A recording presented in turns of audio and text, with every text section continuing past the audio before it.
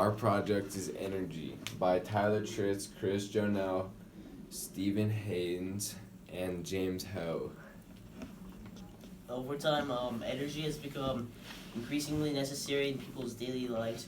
For factors such as population growth, new technologies, and others have increased the need of energy throughout the world, especially in world powers with high populations such as the United States, China, and India.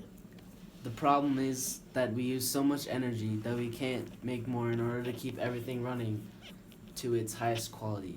How do we solve this problem? There are many ways that we could solve this problem, but to be cost efficient, it would be helpful for others to start saving more energy. This way we can make sure to provide a lot more energy sources for many places and more people. How do we save the energy? We can try to save it by using less power in our homes and jobs. Even though we live in a world that is filled with technology, we can still try to limit the amount of energy that we use daily. How could we convince people to do that? I think that oil is a main resource, but I think that we should try and find other more main resources and more efficient resources. So we can try to convince people by somehow getting them to donate money for us to start more resources, or for them to start being more careful about how much energy they use so that we can provide more energy sources. We could make electricity bills higher so people will conserve more energy.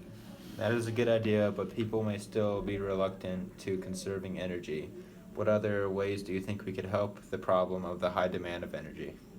I think another way in order to solve this problem is by finding a new, more efficient, and more environment-friendly resource. Oil is currently the leading resource for energy, which is constantly depleting and negatively affecting the environment. If we could find a better source of energy, such as more effective wind turbines or more efficient, a power producer within space that takes in energy from bodies such as the sun, can help the environment while also decreasing the depletion of energy. What do you guys think are some ways which population growth has an effect on energy depletion and necessity? When there are more people, then they consume more energy, so the larger the population, the more energy is consumed. Going off of what Chris just said, the United States has about 100 more years left of fossil fuels and a little bit more of natural gases. We're barely using what we have right now in America, but think about how much the other parts of the world have left, and those are the places we're taking the most resources out of.